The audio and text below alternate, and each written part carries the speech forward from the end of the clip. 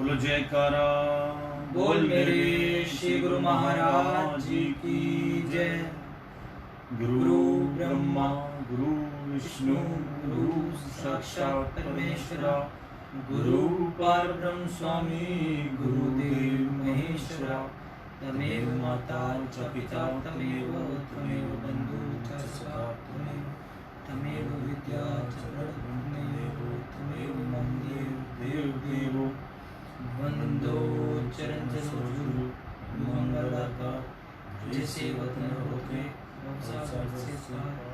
गुरु जी के सिमरन मात्र से नाशे सर्वप्रम में यावत है सत्संग। आप प्रकटे जगत में जीव का निस्तार में शब्द नाव बनाए सुंदर जीव को तो थाने नम्रता और दीनता से भेंट सद्गुरु लीजिए। मैं हूँ शरणागत तुम्हारा दास अपना कीजिए। बोलो जयकारा। बोल मेरे श्री गुरु महाराज जी की जय। राम राम। जय सच्चिदानंद। सत श्री अकाल। आज 16 जून 2020 वार मंगलवार हमारा दैनिक सत्संग का प्रोग्राम हम शुरू करते हैं। कल हमारा प्रोग्राम बहुत लंबा चला गया था, तो जो मन की बात होती है या कुछ होता है तो इस तरह का कई बार माहौल बन जाता है, तो सत्संग के साथ साथ थोड़ा अपना, क्योंकि इंसान जो है वो सारा दिन सुबह से ही अखबार पढ़ने से शुरुआत होती है। दिन में जब चाय पीते हैं, आप सभी लोग जो हैं उठते होंगे सुबह। अब पता नहीं लोग जो हैं अपने मंदिर में जाकर सुबह उठ के डायरेक्ट जाते भी हैं कि नहीं जाते। मैं तो अपनी बात बता रहा हूँ कि सुबह उठकर सबसे पहले अपने मंदिर में जाकर प्रभु के चरणों में हाथ जोड़ता हूँ कि मालिक, सबसे पहले कहते हैं कि हम पढ़ते भी हैं जब पाठ करने से पहले कि गुरु जी के सिमरन मात्र से नाशक विगत अनंत। तो जितने भी हमारे सारा दिन अच्छा बीते, इसलिए हम सवेरे उठते ही सबसे पहले हर आदमी को भगवान के दर्शन करने चाहिए। जिस भी इष्ट देव को मानता है, गुरु नहीं है तो जिसको रामचंद्र जी को मानता है, हनुमान जी को मानता है, कृष्ण जी को मानता है, जिसको भी जिसका कोई इष्ट देव है, शिव भगवान हैं, अपना आंखें बंद करके पहले उनको याद करें बेड से उठते ही, तो सारा दिन आपका बहुत अच्छा बीतेगा। ये मैं आपको पक्का कहता हूँ। हम लोग क्या करते हैं गलत विचारों के साथ, बहुत सारे लोग हैं मैं जो सवेरे उठते ही अफड़ा तफड़ी में उठते हैं। सबसे पहले जो हमारी मदर ने हमें सिखाया, सुबह उठते ही हमें अपने हाथों को देखना चाहिए और इसमें चूमना चाहिए नीचे। यहाँ मच्छ देवता होते हैं, इस जगह को नमस्कार करना चाहिए। लक्ष्मी का निवास होता है हाथों में, तो हाथों के दर्शन करने चाहिए। अगर जैसे गुरु के दर्शन करने के बाद या भगवान जी को याद करने के बाद आप अपना हाथ खोलिए, उसको दर्शन कीजिए, और उसके बाद जो है फिर आगे का कार्यक्रम जो भी आपका दिन का होता है उसको, अगर आप नाम जप सकते हैं 2 मिनट के लिए, सिर्फ 2 मिनट के लिए, ज़्यादा नहीं। एक बार अपने मालिक के तरफ जो है ध्यान लगा लीजिए, आंखें बंद कीजिए, सवेरे उठते ही प्रभु का सिमरन कर लें, हाथ को चूमें, और उसके बाद अगर आपकी आंखें कमज़ोर हैं तो आंखों में अपनी बासी थूक जो है वो जरूर डालें। आंखें आपकी, चश्मा उतर जाएगा, मेरी गारंटी है। ना चश्मा उतर जाए, 40 दिन डाल के देखिए आप, आंखों की जो बासी थूक होती है, बिना कुछ खाए पिए सवेरे उठते ही प्रभु का नाम लो, उसके बाद आंखों की बासी थूक अपनी निकाली और आंख के अंदर डालो, 6/6 मेजर हो जाएंगी। कितनी सिलेंड्रिकल भी चाहे नंबर होगा आपका, वो भी ठीक हो जाएगा। मुझे बचपन से चश्मा लगा हुआ, जब से मैं स्कूल में, नर्सरी से बाद में फर्स्ट क्लास में मुझे चश्मा लग गया था और मैंने आज तक चश्मा नहीं डाला। बनवा के रखे हुए हैं, हर साल 2 साल बाद टेस्ट करा लेता हूँ। अभी मेरा -2 है, दूर की नज़र कमज़ोर है, लेकिन मैं गाड़ी भी चलाता हूँ और मैं करता हूँ, लेकिन मतलब कि कंटिन्यूस नहीं करते। जैसे हम लोग जो है इलाज नहीं करते कंटिन्यूस, बीच में थोड़ा सा ठीक हुआ, 10 दिन किया, 5 दिन प्रोटीन टूट जाता है कई बार, तो बहुत लंबा नहीं डालना होता। कभी शहद डाल लो, अच्छी शायद प्योर मिल जाए तो आंखों में आप डाल सकते हैं, कोई नुकसान नहीं, उससे आंखें बड़ी तेज हो जाती हैं। तो हमारी आज के टाइम में हमें इन चीज़ों को सीखना चाहिए, अपने संस्कार सीखने चाहिए। मैंने कल आपको एक बताया था कि हमारे हिंदुस्तान के अंदर कितना बड़ा राज था, हिंदुस्तान कितना बड़ा, आपको पता है कहाँ से फैला हुआ था? आप पुराना नक्शा देखिए, और दुनिया का हर राजा महाराजा आके हमें लूटता रहा। हमारे ज्ञान की भंडार थे हमारे यहाँ, हमारे पास धन की कमी नहीं थी, सोने की चिड़िया थी हिंदुस्तान, सारे दुनिया भर को लूटने के लिए हमारे को आते रहे। और हम छोटे छोटे, हमारे यहाँ इतने सुख थे हिंदुस्तान के अंदर, हमें इन चीज़ों की जरूरत नहीं थी, ना किसी के गोडे दुखते थे, ना इन लोगों के, सबके जो जितने पश्चिमी सभ्यता के लोगों को जो है प्रॉब्लम्स हुई हैं, उन्होंने अपने इलाज किए हैं। चोरी का काम शुरू हुआ, ये जो क्रेडिट कार्ड बनाए इन्होंने बनाए, CCTV कैमरे बनाए इन्होंने बनाए। हमारे यहाँ तो चोर वैसे ही पकड़ लेते थे। सब कुछ जो है लेटेस्ट टेक्नोलॉजी इन्होंने बनाई, जिनको ये अपने आप को एडवांस समझते हैं। लेकिन हमारे अंदर इतनी सभ्यता थी, संस्कार थे, सिस्टम थे, हमें इन चीज़ों की जरूरत ही नहीं पड़ी। हम तो देखा देखी बाहर से ले आए, हम वो चीज़ें लाते रहे, टेक्नोलॉजी लाते रहे, संस्कार वो लेते रहे हमारे से, टेक्नोलॉजी हम लाते रहे, दवाइयाँ हम लाते रहे इंग्लिश बाहर से, सब कुछ उनका बाहर, जो वो तत्काल राहत देने वाली चीज़ें, क्योंकि उनके पास तो जितना ज्ञान था वो अपने उस इंग्लिश ज्ञान से अपना लेते रहे। हम अपना देसी ज्ञान से जो है अपनी औषधि बनाकर 2 मिनट में घर में ठीक हो जाते थे। घर के मसाले ही आज काम आ रहे हैं। अभी रामदेव जी का घोषणा हुई है कि जो कोरोना का पेशेंट्स का हम कोई मेडिसिन निकालने वाले हैं, 10-15 दिन में, हफ्ते में आ जाएंगी। 1000 लोगों पे टेस्ट हो गया। सारा कुछ किस पे आधारित है? वो सारा कुछ जो है गिलोय की उस पे है, कोई मेडिसिन तो नहीं है ना, केमिकल नहीं है उसके अंदर। और हमारी मेडिसिन के अंदर भी तो केमिकल हैं। कहते हैं तुलसी के अंदर, आपको पता है कितना पारा होता है? हम दांतों में क्यों नहीं चबाते? दांतों से तुलसी क्यों नहीं चबाते? उसका कारण है उसके अंदर पारा होता है, पारे से दांत खराब हो जाते हैं। इसलिए हम लोग जो है उसको कहते हैं कि उसको चूसना चाहिए। तो ये जो हमारे आयुर्वेदिक के अंदर मेडिसिन है, ये अश्वगंधा रीस वगैरह, ये सारी चीज़ें जो हैं, इसके अंदर भी ये भी केमिकल है, लेकिन ये नेचर के केमिकल हैं, कुदरत के बनाए हुए केमिकल्स हैं। ऐसे फास्ट केमिकल्स हैं। आपको नीम में कितना केमिकल है, कड़वी कितनी होती है, वो केमिकल में कड़वा ही होता है ना। तो ये हमें खुद को स्टडी करना चाहिए। हम सिर्फ पैसे कमाने की स्टडी करते हैं। दूसरा, आज बड़ी, कल से एक बड़ा, आज मैंने अखबारें उठाई, 7-5 अखबार आती हैं, सारी नेगेटिव खबरें थी, आत्महत्या और दूसरी तीसरी, और इसके अलावा बीमारी और कोरोना और ये और वो। एक भी अच्छी खबर नहीं थी जो पढ़ सके आदमी। 2 मिनट में अखबार सारे 5 के 5 उठा के एक साइड कर दिए, क्योंकि सब कुछ नेगेटिव था उसके अंदर, कुछ भी पॉजिटिव नहीं था। दूसरी बात है, हमारे इलाके के एक अच्छे इंसान थे, सत्यप्रकाश लूथरा, जो है जिनकी कल बड़ी छोटी उम्र में डेथ हो गई, शायद मेरे ख्याल 45-42 साल। आज के टाइम में मैं ये देख रहा हूँ कि हर इलाके में ऐसे लोगों की डेथ हो रही है, यंग डेथ हो रही है। हमने अपनी किताबों में पढ़ा था, हमारी मदर, आपको बताया हमारी मदर का काम सारा दिन जो है ये ग्रंथ पढ़ने का काम होता था, और वो हमें सुनाती थी, बचपन में ही सुना दिए थे। माँ भागवत पुराण के लास्ट पेजों में बहुत कुछ लिखा हुआ कलयुग के बारे में। तो हमने ये यंग बुथें, आत्महत्याएँ सुनी थी, आत्महत्याएँ होंगी, यंग मौत होंगी, कि बड़ी लकड़ियाँ रह जाएंगी, मतलब कि बड़े लोग जो हैं उम्र वाले 80 साल 85 साल के लोग जिंदा हो जाएंगे, रहेंगे, उनके सामने उनके बच्चे चले जाएंगे। ऐसा हो रहा है।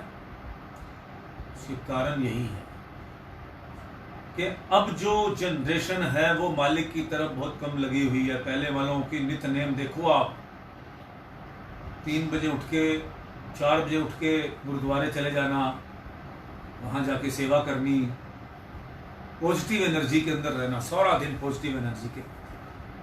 अब हम सारा दिन जो है, आप क्या सोचते हैं ये क्लबों में जाने वाली जगह पर क्या बहुत अच्छी एनर्जी होती है? वहाँ पे क्या होता है आपको, मैं क्लबों में गया हूँ, ऐसे नहीं कि मैं लगातार गया हूँ, मैंने कोई क्लब नहीं छोड़ा दिल्ली का जिसमें नहीं गया। मैं अपने आप को ये नहीं कहता कि मैं बहुत, मतलब कि ये है मतलब कि मैं सभी जगह जाके एक्सपीरियंस ही मिला मुझे, तभी तो जाके मैंने उसको डिफरेंस लगाया कि वाइब्रेशंस इंसान के ऐसे ऐसे इंसान दिखा दूं हमारे पास आते हैं जिसके साथ बैठने से ऐसे लगता है कि आदमी भाग जाए, उनकी इरिटेशन होती है उनके साथ बैठने से। इतने शरीर के अंदर ऐसे ऐसे इंसान देखे हैं, उनके अंदर शरीर के अंदर से बदबू निकल रही होती है, उनका सोचना भी गंदा होता है, उनका खाना भी गंदा होता है, उनका पीना भी गंदा होता है, कोई डिसिप्लिन नहीं होता। रात को होटल में, मैं से लोगों के साथ रहा हूँ, रात को होटल में रुका उनके साथ काम से, क्योंकि काम के सिलसिले में ही जाता था मैं, तो काम के सिलसिले में गए और रात को होटल में उन्होंने शराबें भी, मैं तो नहीं पीता था। एक जमाना था जब हमने थोड़ा बहुत इस चीज़ों को ग्रहण किया है। आज 20 साल से मैं किसी चीज़ को भी हाथ नहीं लगाता, नो पान, नो बीड़ी, नो सिगरेट, नो तम्बाकू, नो शराब, नो कुछ अल्कोहल, कुछ नहीं। सन 1999 में छोड़ दिया था अपने गुरुजी के आदेश से। एक बार व्यास पूजा पर हमारे गुरु महाराज जी ने कहा था कि जो हमारा बहुत ये बच्चा प्यारा होगा जो इन चीज़ों को छोड़ देगा। शायद 2000 सन की बात है या जो है व्यास पूजा के दिनों की बात है, गुरु पूजा के दिनों। तो उस दिन से आज छोड़ा हुआ, आज मालिक ने जिंदगी बदल के रख दी। इन गंदी चीज़ों से इंसान के विचार अच्छे नहीं हो सकते। एंजाइटी बढ़ती है, सिगरेट जो ज़्यादा पीता है उसको समझो एंजाइटी है बहुत ज़्यादा। अभी मैंने एक व्हाट्सएप पढ़ा, जब से आपने वो एक राजपूत की ने आत्महत्या कर ली, पिक्चरें मैं देखता हूँ फिल्म से, क्योंकि देखना चाहता हूँ कि आजकल टाइम क्या चल रहा है। अगर मैं पिक्चरें नहीं देखूंगा तो मैं कैसे बता पाऊंगा अच्छा बुरा आज के आने वाला है, अब समय कैसा आ गया है। एकदम नॉनसेंस पिक्चरें बनाई जाती हैं जिसके अंदर कोई शिक्षा नाम की चीज़ नहीं है। 2 बीवियां रख लो, एक सहेली रख लो, आज झगड़े ही सारे इसी चीज़ के हो रहे हैं। तो इस तरह करके जो है, अभी राजपूत वाली जो डेथ हुई आत्महत्या की, बहुत बच्चे दुखी थे, लेकिन जो भी किया उस शख्स ने बड़ा गलत किया, बहुत गलत किया। मैंने उस पर पूरी स्टडी की कल के अखबारों से, खबरों से, व्हाट्सएप से। उसके पास किसी चीज़ की कमी नहीं थी, पैसे की कमी से नहीं मरा वो, जेलसी कि मैं इतना बड़ा इंसान बन जाऊं। तो क्या आप सोचो, डिप्रेशन के बारे में आज लिखा हुआ था कि किस किस एक्टर को डिप्रेशन हुआ, अखबार में है, शायद हिंदुस्तान के अंदर है या नबार्ड में। अमिताभ बच्चन जी को डिप्रेशन हुआ, जो प्रियंका नहीं, जो है दूसरी हीरोइन है, जो अभी रणबीर कपूर के साथ कौन सी है, दीपिका को भी हुआ। देखिए कितने हीरो के नाम लिखे हुए थे जिनको डिप्रेशन, जो इंसान जो ऊपर चढ़ता है, जिसको ऊपर चढ़ने की तमन्ना होती है, आगे बढ़ने की तमन्ना होती है, उसका, मुझे भी हुआ डिप्रेशन, एक बार नहीं 3 बार हुआ, निकल गए। ये डिप्रेशन कुछ नहीं होता। आदमी जब तमन्नाएं, हमारी ख्वाहिशें पूरी नहीं होती तो हम उस चीज को एक्सेप्ट नहीं कर पाते अपने आप को। वो फिर एक कुआं है ये, उसके अंदर हम वहम के, ब्रह्म ज्ञान के कुएं में घुस जाते हैं, फिर मेडिसिन लेते हैं।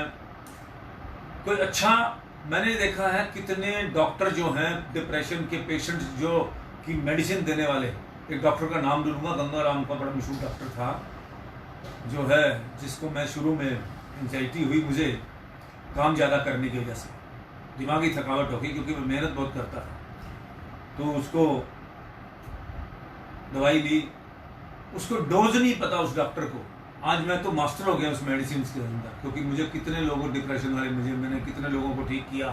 एक बंदा हमारे दोस्त सुन भी रहे होंगे जिनको डिप्रेशन की मैंने दवाई दी। तो ये जो है, जो डिप्रेशन क्या आता है, कई बार हमारी थकावट होती है, नींद पूरी नहीं होती, हम आराम से अपने आप को अपने अलग एकांत में अपने आप को समझ नहीं पाते, स्टडी नहीं कर पाते, और हम गलत रास्ते पर चल जाते हैं, गलत सोच में घुस जाते हैं, इसको डिप्रेशन कहते हैं। ऐसे मैं बहुत सारे लोगों को जाता हूं जो आज तक डिप्रेशन से नहीं निकले, बड़े लंबे टाइम से है, तो वो निकलना ही नहीं चाहते कि उनकी। हमारे ब्रदर डॉक्टर थे, वो कहते थे 3 तरह के ये पेशेंट होते हैं डिप्रेशन, सोच के जो पागल हो जाते हैं जिनको, और एक वो होते हैं जो हवा में महल बनाते हैं, और तीसरे होते हैं जो उस महल के अंदर जाकर रहते हैं, जो हवा में महल बनाते हैं उसके अंदर जाकर रहते हैं। धरातल के अंदर इंसान जो जिएगा, बेसिक जितनी जरूरत है उसी में गुजारा करना। अभी मैं एक व्हाट्सएप पढ़ा कथा करने से पहले कि वो राजपूत के पास पैसे की कमी नहीं थी, उसने यहां तक कि चांद पर जाने के लिए भी वहां बुकिंग करा रखी थी। कमाल है, देखो, ना धन की कमी थी, ना जो आरती का आदमी क्या चाहता है, औरतों की कमी नहीं थी उसके पास। लड़कियां मरती थी, एक लड़की एक दिन पहले थी।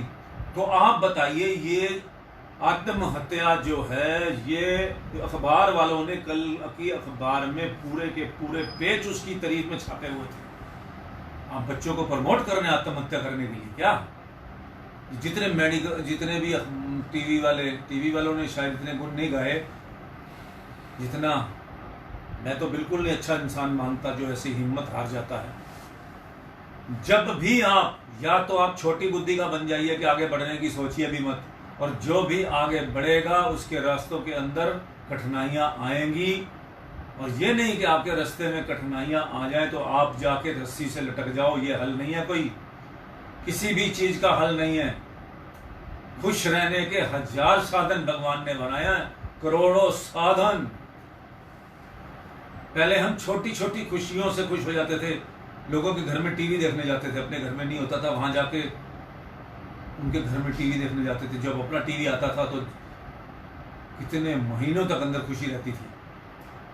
हमने अपने बच्चों की इतनी जल्दी जरूरतें, पैसे से जरूरतें पूरी कर कर कर करके कि हमने उनकी खुशियां ही खत्म कर दी। छोटी छोटी चीजों में हम इतने खुश हो जाते थे, क्योंकि आगे पीछे कपड़े अच्छे नहीं डालते थे। दिवाली आती थी, सब लोग बच्चे कपड़े डालते थे सुंदर सुंदर। दिवाली, होली पे होली का माहौल, हमारे लिए कितने त्योहार बनाए थे, कितने अलग अलग। पंजाबियों के अंदर कितने रीति रिवाज हैं, पूरे से शुरू कीजिए और उसके बाद आप त्योहारों की लाइन देख लीजिए। पहली बात तो जब हमारा देसी महीना अप्रैल का शुरू होता है तो उसी में त्योहारों की लाइन लग जाती है।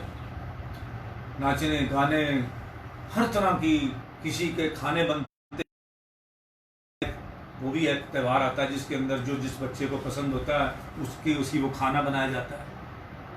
कच्चे मकान होते थे, मैं उन सारे गांव में पंजाब में घूम के आया हूँ। कच्चे मकानों में भी देखा, जब पुताई होती थी कितना था।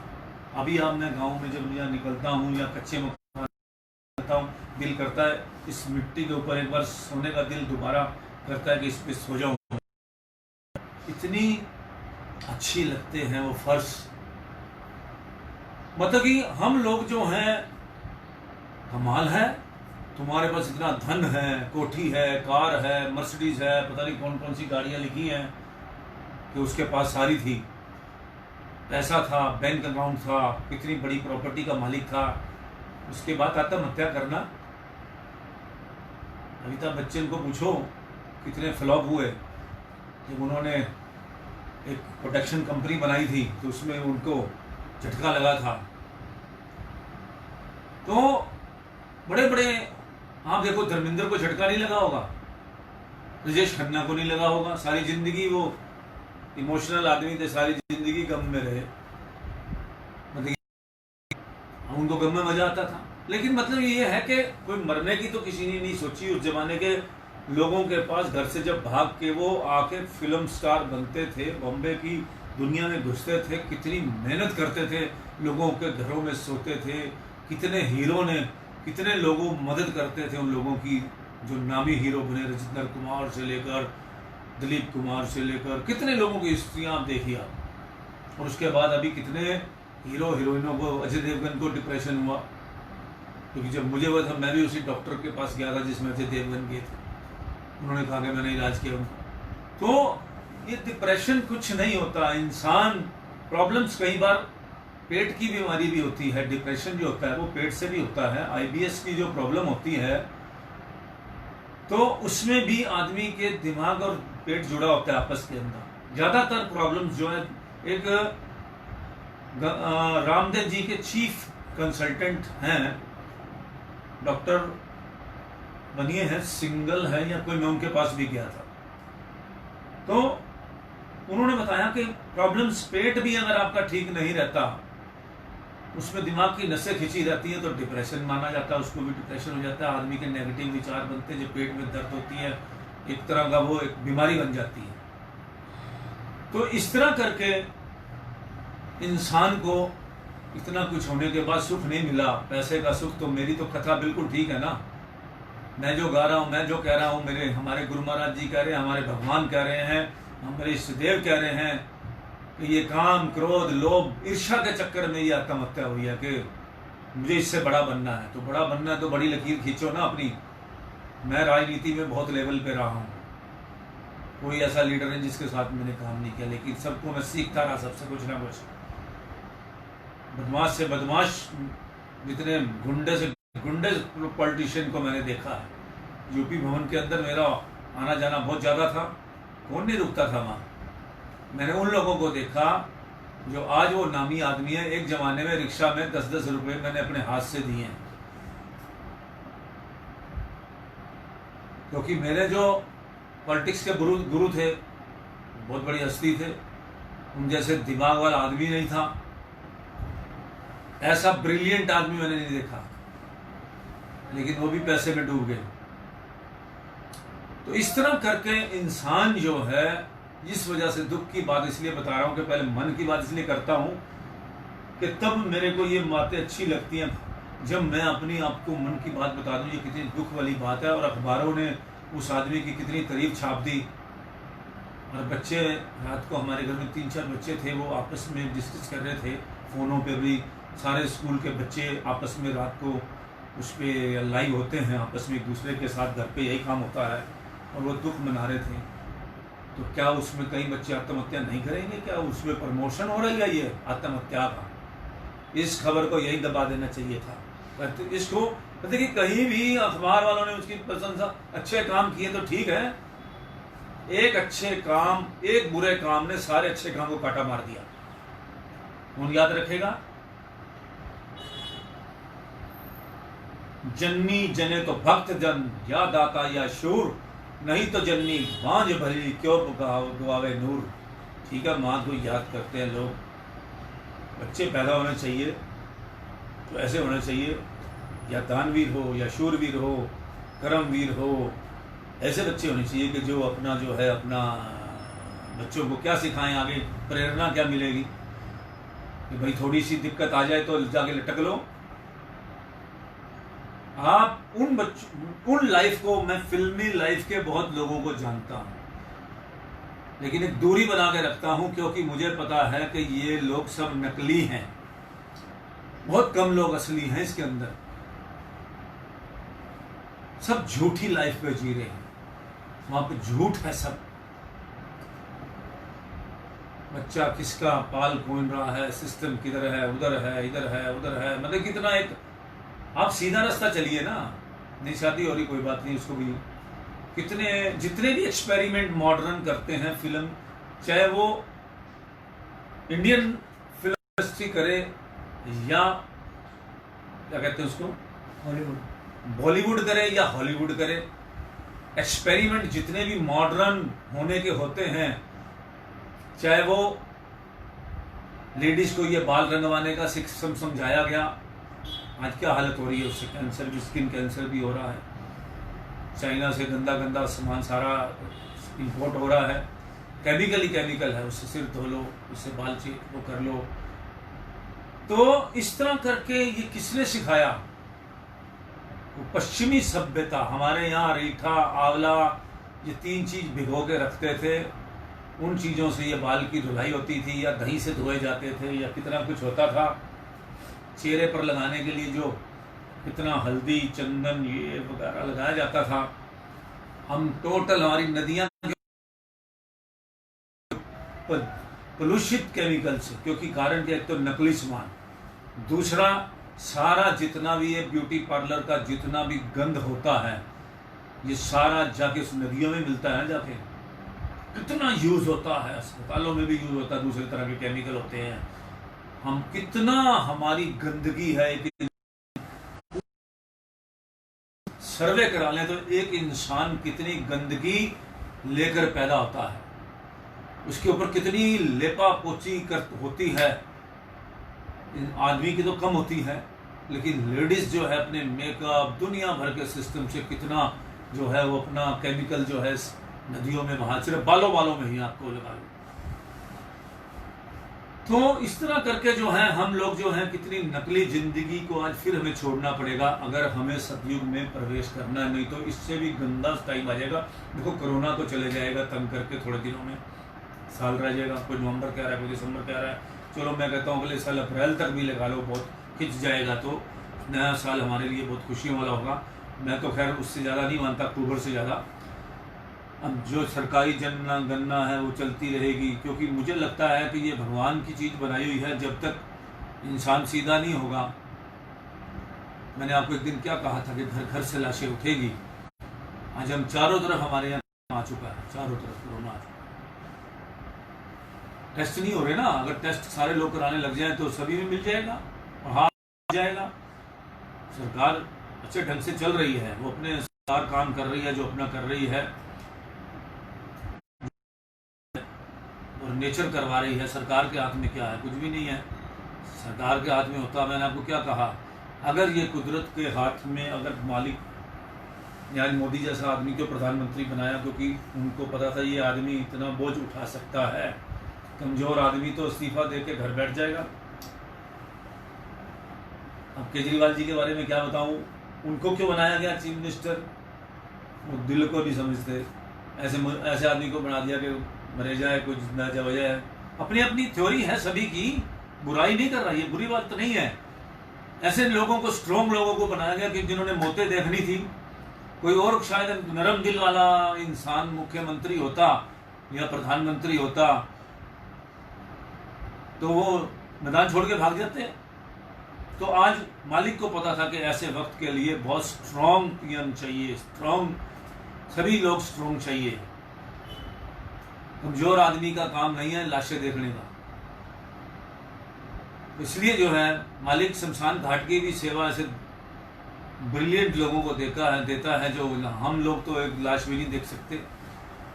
और शमशान घाट की सेवा करने वाले हमारे कुलदीप सिंह चांदा जी हैं पंजाबी बाग के, देखो वहाँ मतलब कि उनको, अब उनको मतलब कि जिनको आदत पड़ चुकी है।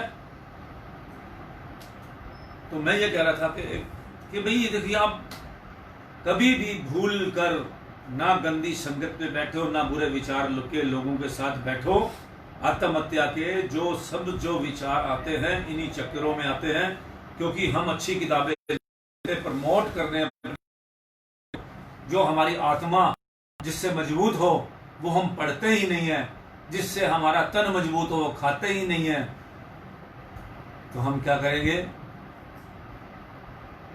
फौरन ऐसी अपने आप को जिंदगी बना लीजिए मेरी बात के ऊपर के दुनिया के पश्चिम के लोग, हम हैरान हो गए कि हिंदुस्तान किस तरह से अपने सिस्टम को, अगर वो बिगाड़ भी सकता है अपने सिस्टम को तो बना भी सकता है।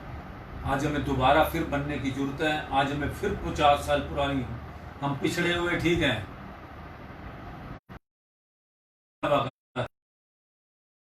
कोई दिक्कत नहीं है, बच्चे पढ़ाई में जा रहे हैं, सब कुछ जा रहे हैं, मगर पंक्ति है क्लबों में जाने की, लेट सोने की, अपनी स्वास्थ्य बिगाड़ने की। इन लोगों ने हमारे को यूज किया है। पश्चिम सभ्यता ने हमें यूज किया।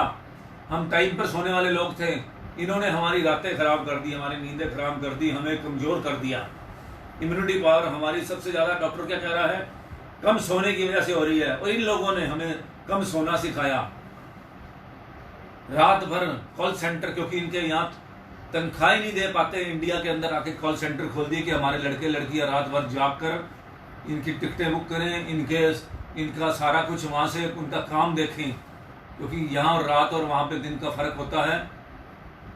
उन लोगों ने हमारे इंडियंस को यूज किया कि ये पैसे के चक्कर में शरीर खराब कर लेंगे, और हमने कर लिए। कॉल सेंटरों ने रात रात जाग जाग के हमारे यहाँ और गंदगी फैला दी। जितनी कॉल सेंटरों ने गंदगी नहीं फैलाई, ना ये लड़के लड़कियां रात को जागते, ना इनको परिवार छूट देता। ये एक सभ्यता के अंदर जीते। ये हमारी सरकार कुछ भी करने को हमारे देश में तैयार हो जाती है, हमारे को मरवाने के लिए तैयार हो जाती है।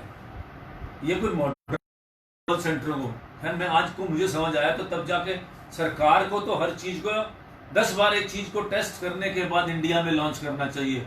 छूट देनी, देश के लड़के लड़कियां कहीं गलत रास्तों पे तो नहीं चल जाएंगे। इन कॉल सेंटरों ने हमारी जो है जिंदगी खराब कर दी, क्योंकि हमारे बच्चे रात को जागने लग गए, एक के बहाने दूसरे को ले गए। और हम इनका काम वहां बैठ के यहाँ बैठ के करते हैं, क्योंकि हमें तनख्वाहें 15-15 हजार 10-10 हजार रुपए के लड़के लड़कियां जो है हमारे इन्होंने तैयार कर दिए कॉल सेंटरों के लिए।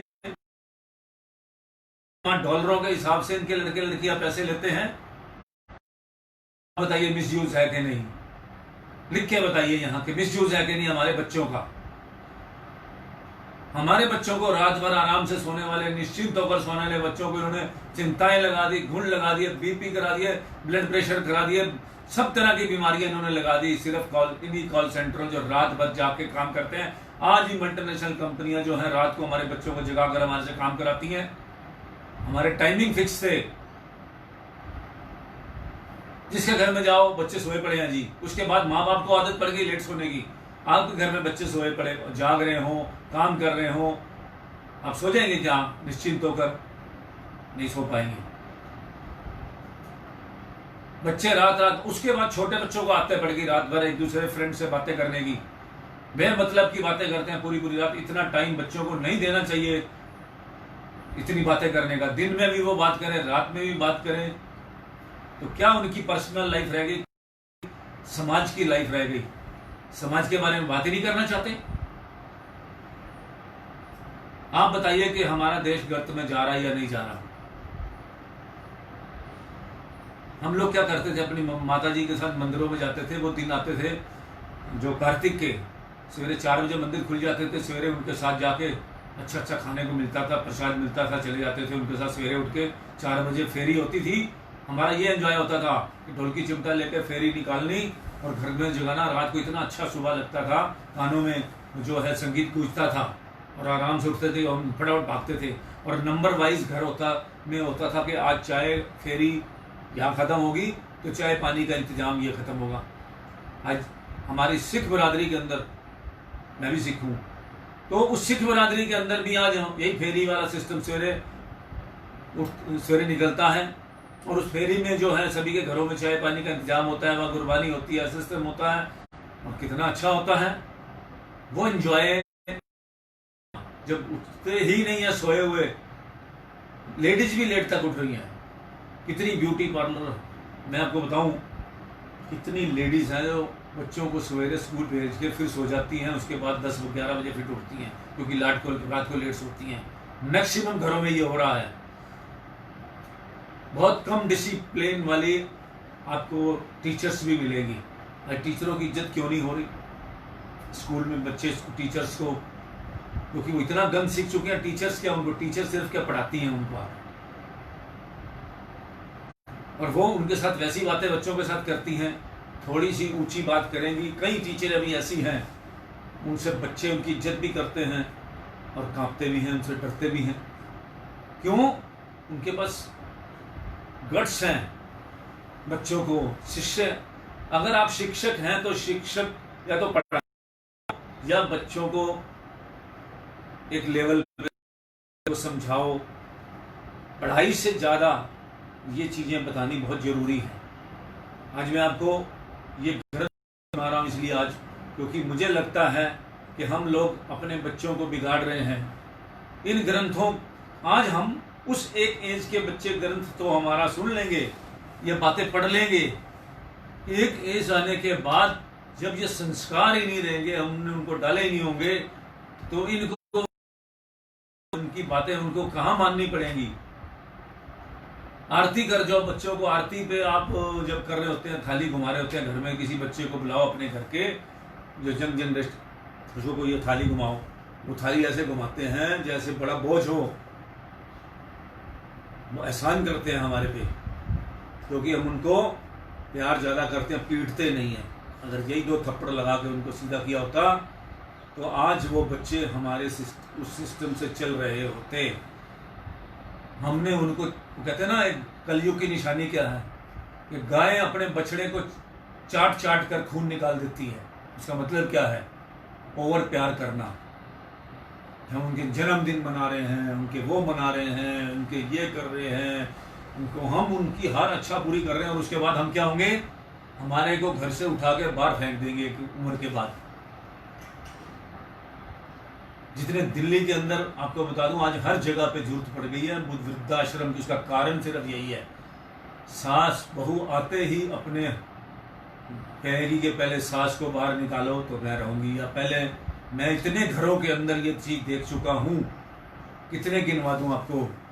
ज्यों उसने कहा कई फैसलों में बैठ, वो कहती है कि मैंने, अपनी लड़की बोलती है कि मैं ये सोच के नहीं आई थी कि मैं आपके परिवार के उस बीच में रहूंगी। मुझे ये था कि हम अलग, जहाँ जो कंपनी में मेरे हस्बैंड काम करते हैं उनकी ट्रांसफ़र घर से दूर, बेंगलोर, हैदराबाद, फलानी जगह, इधर उधर वो काम करेंगे और मैं उनके साथ रहूंगी, अलग से रहूं। और मैं देख रहा हूं कि जो सास है उनका पीएन से भी बुरा हाल है घरों में। कपड़े भी नहीं समेटती वो, आज की जो लड़कियां हैं अपने कमरों में ऐसी बंद करती है। तो इतना बुरा हाल है, इतलाक क्यों हो रहे हैं? हमारा कल्चर खत्म होता जा रहा है। अपने कमरे को भी नहीं, मेड आएगी वो आके देखेगी कमरे को, सारा सामान, और आप तो मैं क्या बताऊं, अपने कपड़े भी नहीं उठाएंगी, अपने सिस्टम को भी नहीं जाएंगी, बाथरूम भी क्लियर नहीं करेंगी, कौन करेगा जाके? इस तरह से करके हम लोगों ने, बच्चे हमारे बिगड़ रहे हैं, इस बात को समझ लीजिए। उनको हाथ से हम काम करना बिल्कुल नहीं सिखा रहे, और ये कौन सिखा रहे? ये पश्चिमी सभ्यता में जाओ, अगर चलो आप में जाइए, आपको सारे काम खुद करने पड़ेंगे, या तो भूखे रहिए या अपना खाना खुद बनाइए। मैं 1 महीना रह के आया हूँ, या तो आपके बहुत ज़्यादा रिलेटिव रहते हैं नियर, वो जो इंडिया से गए हैं, तो वो इंडिया वाले, अगर आप उनके कल्चर में जाएंगे तो सभी को इंडिपेंडेंटली सब कुछ अपने आप इंडिपेंडेंट होना चलेगा। मगर इंडिपेंडेंट तो चलो वहां जाके हो जाते हैं, लेकिन किसी दूसरे को तो झेलते ही नहीं वो, कि कोई परिवार का कोई आदमी आ जाए या बड़ा मुश्किल हो जाए। माँ बाप को तो चपरासी बन के जाना पड़ता, साथ में आया बन के जाना पड़ता है, आया बन के काम करना पड़ता है। क्या करना पैसे का कमाने के बाद। मैंने बहुत कोठियां देखी हैं लोगों ने, फॉरेन में जाने के बाद। कहीं यहाँ से हमारे फैमिली के डॉक्टर गए हुए हैं, यहाँ उन्होंने 3-3 मकान बना लिए हैं। आप देखो 60 साल में उसने 3 मकान बनाए हैं, वो भोगेगा सुख कब भोगेगा? यहाँ मकान कौन, यहाँ भूत रहेंगे? आपको मैं कितनी यहाँ कीर्ति नगर में ऐसे किस्से दिखा दूं। मकान बच्चों ने वहां से पैसे भेज के माँ बाप को कह दिया आपका पैसा तो हमें चाहिए भी नहीं, आप तो ये पैसे और ले लो, या तो मकान खरीद लो, उसे किराया रह रहे हैं, कल को कब्जे यही होते हैं। जरूरत से ज्यादा आग इकट्ठी करनी बनी है कि आप चूल्हे में जलाइए और चाय बनाकर, रोटी बनाकर खाइए। घर जलाने के लिए तो जितनी ये हमारी 5 चीजें, जो 5 तत्व, अग्नि, आकाश, वायु, पृथ्वी, ये सारी चीजें जो हैं, काम, क्रोध, लोभ, मोह, अहंकार, ये 5 चीज हैं, ये यूज करने की हैं।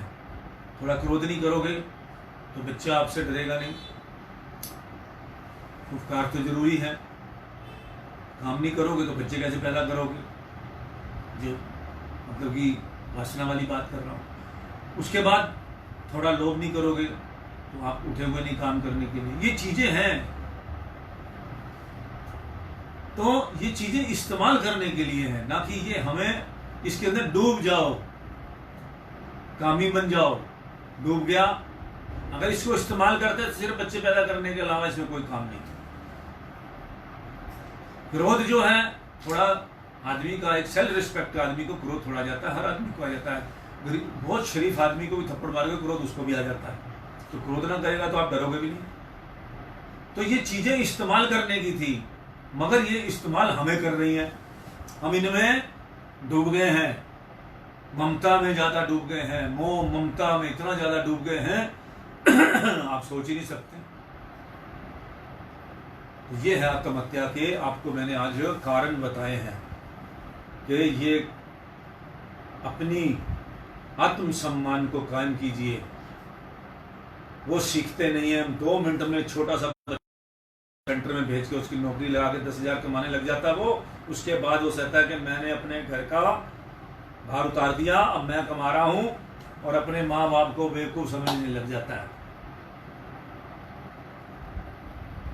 ऐसे छोटे घरों में है कि कॉल सेंटर में ठीक है, कमाना ठीक बात है, लेकिन पहले संस्कार सिखाइए, सिस्टम सिखाइए। वो 10,000 रुपये कमाने लग जाता है, उसके बाद वो आपको समझता ही कुछ नहीं है। माँ बाप की इज्जत खत्म हो जाती है। 2 बच्चे घर में कमाने लग गए, 10,000 रुपये, एक उम्र का फर्क होता है, 10,000, 15,000, 30,000 आने लग गए बच्चों। माँ बाप पे डांटने लग जाता है माँ बाप को, क्योंकि वो पैसे कमा के ला रहा है, और माँ बाप उसे डरने लग जाते हैं, उन्हीं के कहने से चलने लग जाते हैं, उन्हीं के कहने से सब कुछ करने लग जाते हैं। और हमारे माँ बाप के अंदर जो संस्कार होते हैं वो संस्कार अंदर ही रह जाते हैं। वो बच्चों को जो बताने लगते हैं कि बच्चा ऐसे नहीं करते, वो माँ बाप को धमका देते हैं कि जाइए, कुछ नहीं, हम जो कर रहे हैं ठीक कर रहे हैं। उसी कॉल सेंटर में जब उनकी 20-20 हज़ार रुपये हो जाती तनख्वाह, फिर 25-25 हो जाती, माँ बाप उनके पैसों से दबने लग जाते हैं। मीडियम तबके की बात बता रहा हूं। आज जो मीडियम तबका डूब रहा है उसी वजह से डूब रहा है। संस्कार है माँ बाप के अंदर, लेकिन संस्कार कोई सुनता नहीं, उनके अच्छी बातें सुनता नहीं, फिर उनको बीमारियां लग जाएगी। रात भर लेट सोएंगे, सहेलियों से बातें करेंगे या कुछ भी करेंगे, या आगे फिर बच्चे कैसे पैदा होंगे, फिर वो भी उन्हीं बच्चों को वैसे ले जाएंगे। तो संस्कार खत्म हो गए ना, एक तरह से एक जगह से आके संस्कार स्टॉप हो गए वहां पे आके, क्योंकि हम बच्चों से डरने लग गए, क्योंकि वो कमा के ला रहे हैं। इज्जत करनी छोड़ दी माँ बाप की, क्योंकि वो कमा रहे हैं, और हम भी फंस गए, उनके माँ बाप भी फंस गए उनके चक्रों में, क्योंकि बच्चे कमा रहे हैं। और सेल्फ रिस्पेक्ट बच्चों खत्म, खुश होने लग गए, मुंह में फंस गए, पोता पोती ले गए, उनकी नौकरी करने लग गए। एक रिटायरमेंट के बाद 60 के बाद हम रिटायर हो गए, बच्चों के बच्चे हो गए। कहाँ रह गए संस्कार? आत्मसम्मान का रह गया। फिर हमारा वो चक्र शुरू हो गया कि अगर हम अच्छी कपड़े काम कर रखे, हमने अच्छे कर्म कर रखे हैं, तो हम अच्छी लाइफ बिता लेंगे, नहीं तो उठ के हमारा सिस्टम फेलियर। उसके बाद वृद्धाश्रम की यात्रा शुरू हो जाएगी, बाहर बिठाने का काम शुरू हो जाएगा। पोता पोती पता नहीं आपको पसंद करेंगे नहीं करेंगे, क्योंकि संस्कारों की कमी है। डांट के आज भी समय है, दोबारा ये युग फिर शुरू हुआ है, नया भगवान ने बनाया है। ये दोबारा अपने बच्चों से संस्कार देने शुरू कीजिए, अपने आप की आत्मसम्मान समझिए, माँ बाप की इज्जत करना सीखिए, उनकी बात समझिए, वो कहना क्या चाहते हैं। ये नहीं कि उनका दिमाग खत्म हो गया है, क्योंकि उनके पास एक्सपीरियंस है। आपके पास पढ़ाई का एक्सपीरियंस हो सकता है, 2 कागज के नोट हो सकते हैं। पता है आपको, संत महात्मा, जब संत हमारे परमहंस जी, जब संत महात्मा जंगलों में जो रहते हैं, उन्होंने कितना संघर्ष किया होता है भक्ति करने के लिए, भगवान को पाने के लिए। पत्ते खाते हैं वो, मरते तो नहीं है ना, वो पत्ते खाते हैं ना। जंगल के फल फूल जब घूमते हैं जंगलों में, नेचर उनके लिए अपने आप सब कुछ उगा के रखती है। पता नहीं उनको सब चीज़ों का पता लग जाता है, ये पत्ते भी खा लेते हैं। मैंने खुद पीपल के पत्ते खाए हैं, ऐसे शौकिया मीठे लगते थे, पता नहीं होता था घर में पीपल था, पत्ते खा जाता था मैं तोड़ के। भूख लगती थी मुझे, ऐसे एहसास होता था कि कुछ खाना है, पत्ते तोड़े खा लिए। मतलब कि इंसान को पीपल के पत्ते कितनी मेडिसिन होती है बड़ी। आज पता लगा कि दमे का पेशेंट अगर पीपल के पत्तों के अंदर शहद मिला के खा ले, वो सुखा के और उसको कूट कर, तो बड़ा से बड़े सांस की बीमारी दूर हो जाती है 100%। आप रोज जो है ये जो हमारे जो अशोका के पत्ते, किसी के गले में कोई प्रॉब्लम हो, अशोका के पत्ते का खा जाइए साफ करके, आपके गले की प्रॉब्लम खत्म हो जाइए। मैं नहीं कह रहा, ये आज भी कैंसर के स्पेशलिस्ट जो हैं 130 साल के महापुरुष हैं गहनकर विलेज के अंदर, उनसे जाके पूछिए, वो उनसे मैंने सीखा है ये बातें। प्रकृति ने हर चीज सड़क कर पैदा कर रखी है, सड़क पर पैदा कर रखी है, सिर्फ आपको स्टाइल आना चाहिए उसको खाने का। पत्ते धोइए और खा जाइए। आज तुलसी का फिर वही आ गया, गिलों का फिर वो आ गया। पहले घर घर में गिलों, तुलसी, ये सब चीज उगाई जाती थी। मेरे हमारे रोहतक में तो बहुत बड़े बड़े नाना जी के घर में गिलों का इतना बड़ा पेड़ होता था, पूछो नहीं, जो बेल होती थी उसकी। नमोलियां खाते थे, नमोली इतनी मीठी होती। आज का नमोली का फल कोई खाता है? पहले बच्चे नमोलियों का फल खाते थे, उसको मीठी होती थी। नमोलियां खाई जो है 7 दाने, हमारे फादर हमारे को जो है शीशी भरकर नमोलियों के बीज की बेचते थे, और उसको 7 नमोलियां रात को सोते हुए मैं खाता था। उसके बीज जो है पानी के साथ अंदर निगल लेता था। सारी जिंदगी फोड़ा फुंसी नहीं होती। वो कर रहा है, फ्री में नमोली है।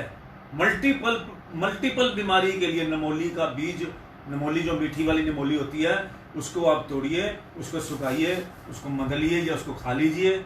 मतलब कि उसका बीज निकालो, ऊपर वाला हिस्सा बड़ा मीठा होता है, उसको धो के खा लो। उसके बाद फिर उसका जो है उसके अंदर का हिस्सा जो है उसके अंदर बीज है, उसको तोड़ के निकालिए सुखा के। उस बीज को 7 बीज, कभी जिंदगी में पेट खराब नहीं होगा, कभी किसी तरह की प्रॉब्लम नहीं होगी। जब तक फादर रहे वो डिब्बी भर के बेचते थे, मैं रोज 7 रात को खाता था। बड़ी से बड़ी प्रॉब्लम ठीक हो जाती है। और इस तरह करके नेचर ने चारों तरफ हमारे, गुड़ खा के राजी नहीं कोई, गुड़ की चाय पी के राजी नहीं कोई, कितना सस्ता काम है। ये पश्चिमी सभ्यता ने हमारी सभ्यता पकड़ ली, हम उन्हें उनके सभ्यता से, हाँ ठीक है, उनकी हमारी टेक्नोलॉजी ठीक बात है कि वो लोग ज्यादा रिसर्च कर सकते हैं, पैसे वाली कंट्री। हम लोगों ने क्या करा, हमारे राजा महाराजा क्या करते, अयाशी करते रहे, और वो हमारा सिस्टम लूट के, समझदार थे, लूट के ले गए, सब कुछ लूट के ले गए। और उन्होंने वहां जाके अपने ग्रंथ हमारे पढ़ के हमारे ऊपर ही हमारी दवाइयां बना के हमें खिला दी। तो आज मुझे गुस्सा इस बात का है कि हम कहाँ जा रहे हैं, हमारी सभ्यता कहाँ खत्म होती जा रही है। जिसको थोड़ी सी समझ होगी वो रोएगा तो जरूर इन बातों से कि यंग बच्चे चले जाएंगे, उसका कारण बता दिया मैंने आपको। आज मुझे वो बहुत जो उम्र से पहले जो कई लोग चले गए हमारे आस पड़ोसी इस इलाके के अंदर, मुझे आज उन पे जो है गम है। उनके गम की वजह से आज मैं ये बात कह रहा हूँ। अभी तो वो जवान हुए थे कुछ कम, तो अभी तो वो क्या 42 साल 43 साल 44 साल उम्र होती है, जिसके अंदर आदमी क्या सुख भोगा था। उन्होंने जाना शुरू कर दिया, ऐसे आदमियों ने जाना शुरू कर दिया, होती है जाने की। चलो 80+ हो गया, 85+ हो गया, 90 हो गया, तो आदमी खुशियां मनाता है कि कोई बात नहीं, ये तो उम्र थी। और हम लोग भी चाहते हैं कि एक हमारी चलते फिरते शरीर के साथ चले जाएं, कभी भी ये बेड पर ना पड़े। बेड पे सेवा कराना बहुत मुश्किल काम है, आपको बता दूं मैं। सेवा करनी तो मुश्किल है, सेवा करानी भी बहुत मुश्किल है। आप चाहें कि मेरी कोई टांगे कोई चोट लग जाए और मैं बेड पे पड़ा रहूं, अस्पताल में 4 दिन 5 दिन आदमी ज़्यादा नहीं रुक सकता, उसको बोरिंग होने लग जाती है।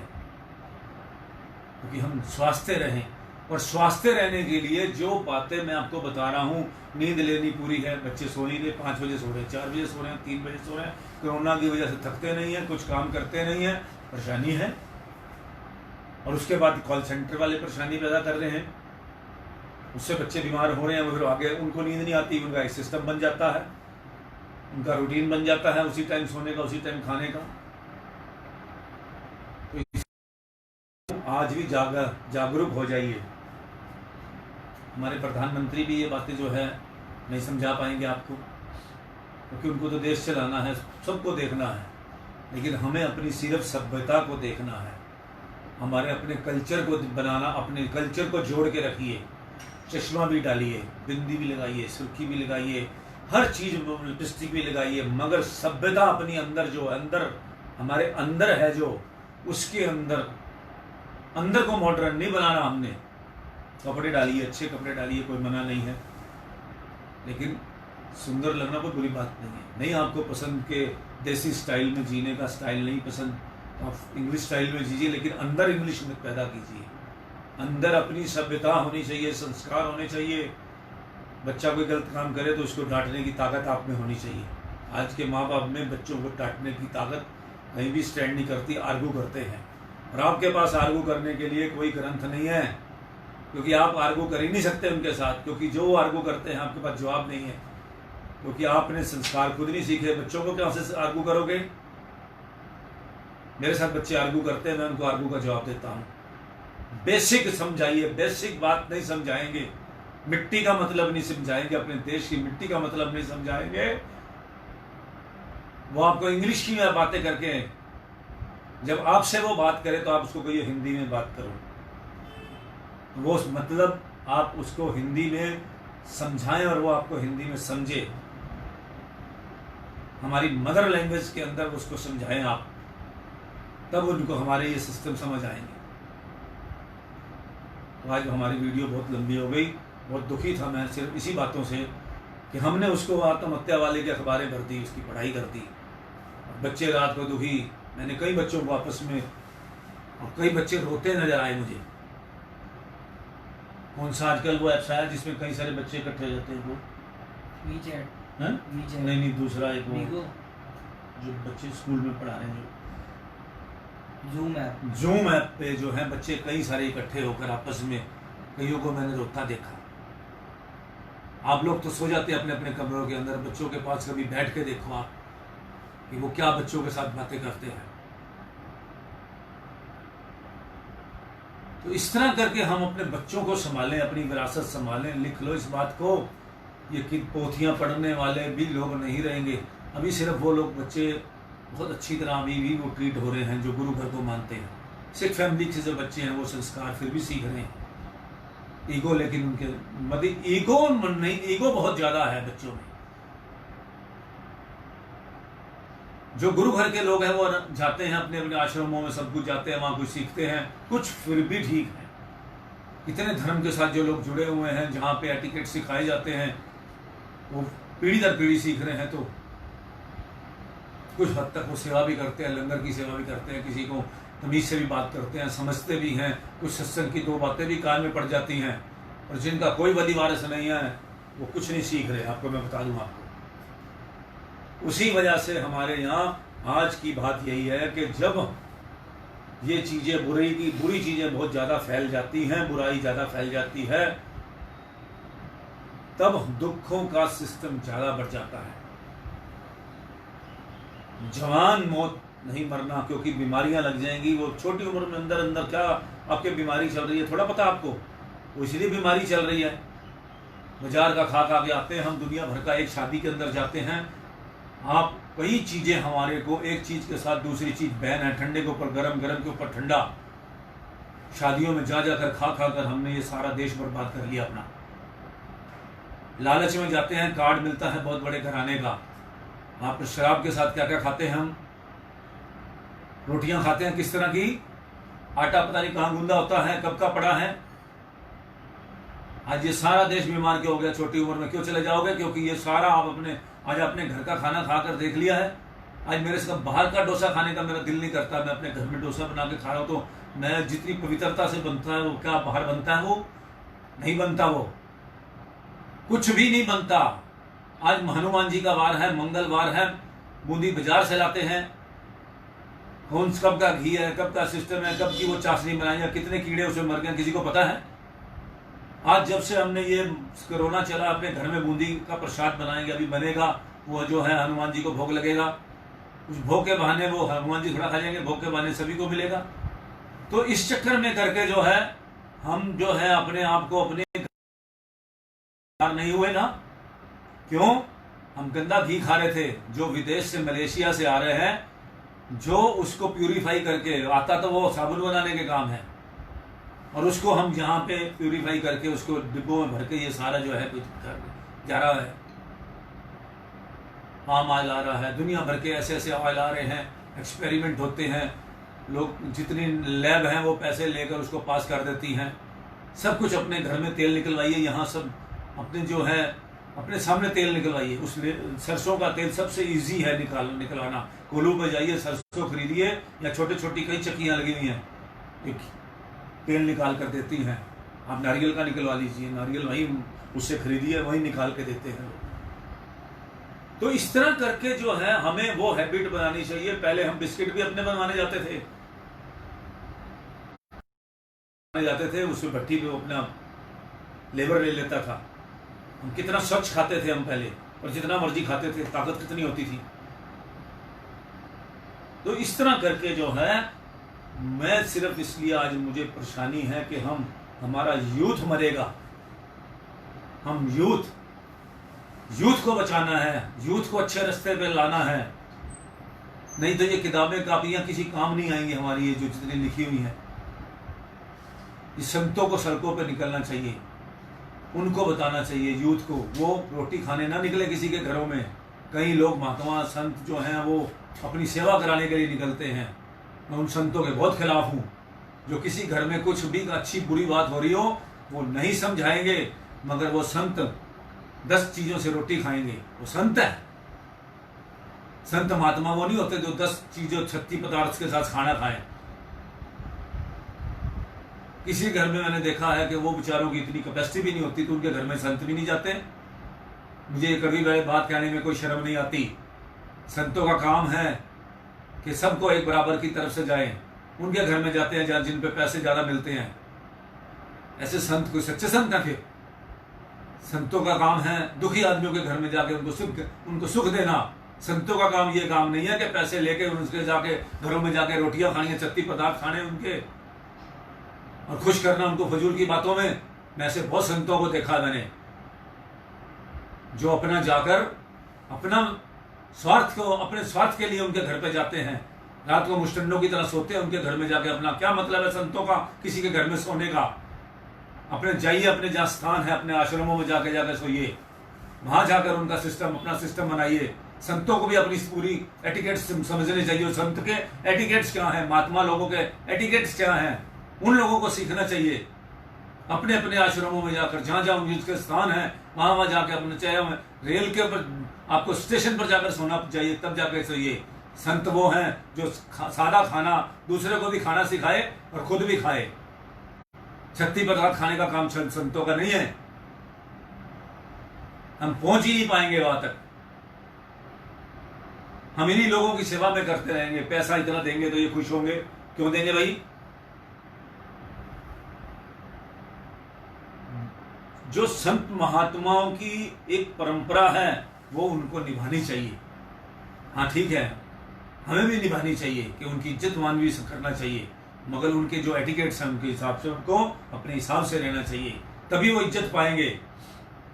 नहीं तो आज संत महात्माओं की भी इज्जत नहीं हो रही। इसका कारण सिर्फ यही है कि वो नहीं घरों में जाते हैं, करोड़पतियों को भाषण अपना वो सत्संग सुनाने जाते हैं। खुद को योगा आता नहीं, दूसरे को सिखाते हैं। खुद को शांति है नहीं, दूसरे को शांति सिखाते हैं। पहले अपने क्रोध पे शांति नहीं है नहीं, उनको 2 मिनट में किसी संत को छेड़ के देख दो, 2 मिनट में क्रोध हो जाएगा। खुद में शांति है नहीं, खुद में कुछ नहीं है, खुद में भरा कुछ नहीं हुआ, सीखा कुछ हुआ नहीं, मेडिटेशन करना सीखा नहीं है, दूसरे को क्या सिखाएंगे वो? तो ये सारी बातें जो हैं, संत व्यापार करने में लगे हुए हैं, क्यों करने लगे हुए हैं? पार्टियां ढूंढते हैं, सिस्टम करते हैं, बहुत सारी बातों से मैं नाराज हूं उस मामले में। संतों का काम है, पहले क्या होता था, संत जंगल में दूर बैठकर पेड़ गांव में, और उसके बाद लोग, उनको पता लगता था संत आया है, या मंदिरों में आते थे, वहां कथा सुनाते थे, तो विरला अपना दिन के टाइम उनको बुलाता था। पुरानी परंपरा है, उनकी योग्यता के हिसाब से उनको बुलाया जाता था, खाना खिला के वो 2 मिनट में चले जाते थे, और अपना किसी को अपना 2 मिनट में सत्संग सुनाना, फालतू की बात नहीं करते थे।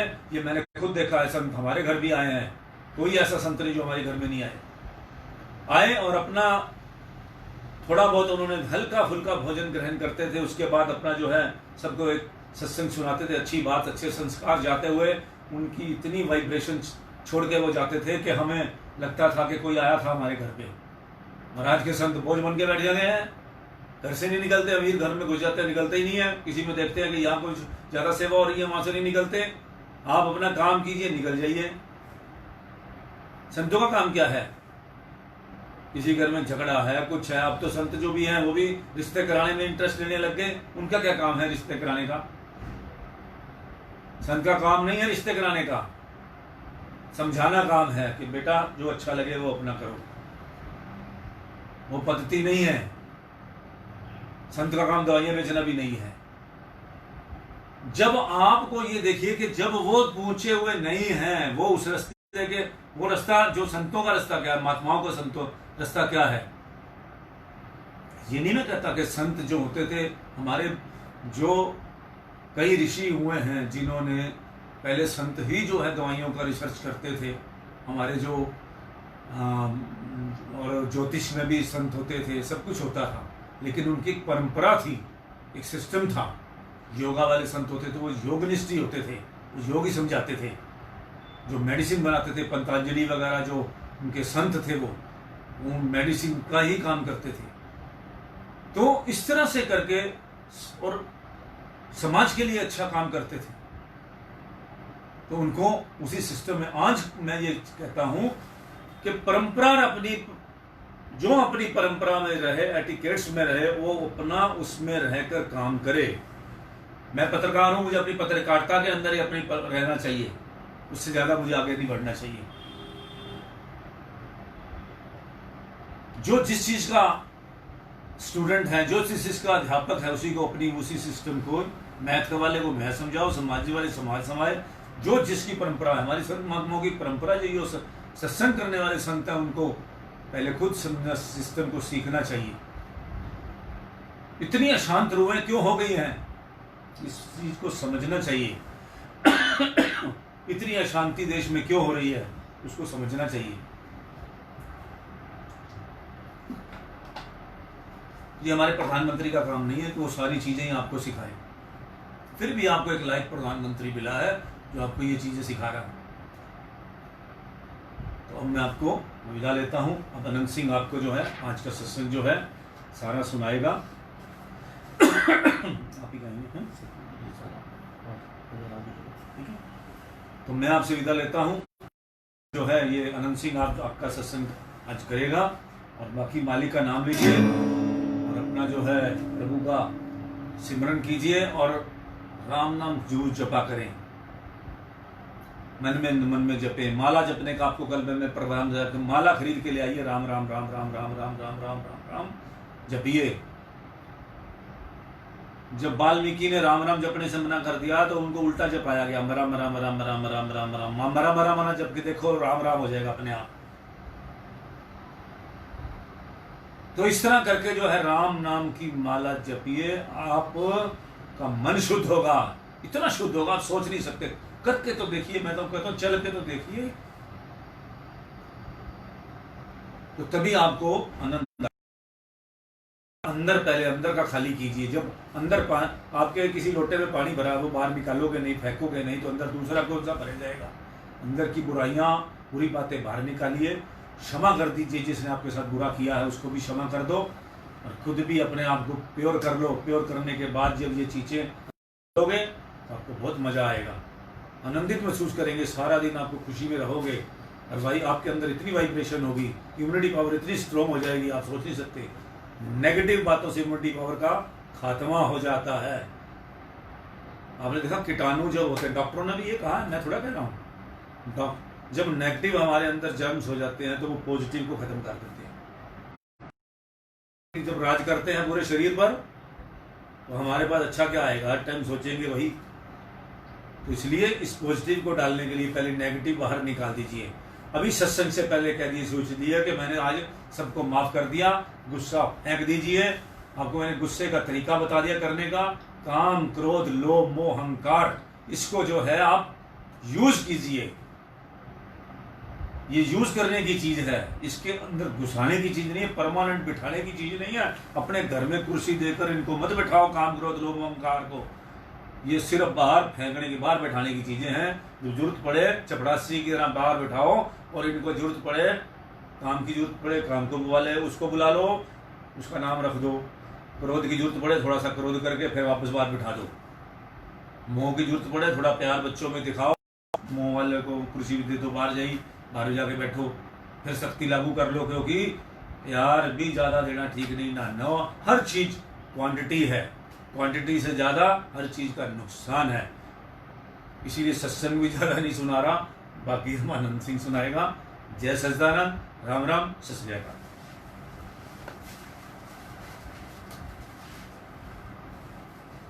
अमृत वचन। जीव की परीक्षा सुख में नहीं दुख में होती है, और परीक्षा के पश्चात ही परिणाम निकलता है। जो दुख में धैर्य रखता है और मालिक पर विश्वास रखता है, वह ही मालिक की कृपा का पात्र बनता है। तुम्हारे पास यदि कोई सोच या चिंता आ जाए तो उसे अधिक समय ना ठहरने दो। उसी समय कोई सत्शास्त्र पढ़ो या सेवा में संलग्न हो जाओ, नहीं तो ध्यान करो या मालिक की महिमा के शब्द उच्च स्वर में गाना प्रारंभ कर दो, अथवा मन के विचारों को बदल चिंता को शीघ्र वहां से भगा दो। तुम सद्गुरु को अंग संग समझो, वे अमर पुरुष सर्वत्र तुम्हारी सहायता करेंगे। तुम घबराओ नहीं, धैर्य को अपनाओ और सब कुछ उन पर छोड़ दो। ये सेवक, तुम प्रभु की लीला के संबंध में संशय ना करो कि ऐसा क्यों किया या वैसा क्यों किया। तुम उनसे अधिक बुद्धिमान तो नहीं हो या त्रिकालदर्शी दृष्टि तो नहीं है। तुम्हारा कर्तव्य है कि सदैव आज्ञाकारी व सेवक बनकर मौज में खुश रहो और उनकी कृपा का पात्र बन जाओ। प्रभु अपनी दया और मेड़ से जीव को अपने साथ मिलाना चाहते हैं। जीव फिर माया के धोखे में आकर पल्ला छुड़ाना चाहता है, परंतु मालिक फिर भी दयालु है, जीवों पर हर समय कृपा दृष्टि करते रहते हैं और सद्मार्ग दर्शाकर अपनी ओर खींचते रहते हैं। प्रभु के संतों की महिमा जीवा कैसे वर्णन कर सकती है। मन और बुद्धि उस बेअंत प्रभु का कैसे अंत पा सकते हैं। प्रभु अपने प्रिय संतों से सदैव बोलते हैं, वह आज्ञा के बिना एक पग भी आगे नहीं बढ़ाती। सावधान रहना, उनके संबंध में कुछ बुरा सोचा या कहा तो प्रभु से सहन नहीं होगा।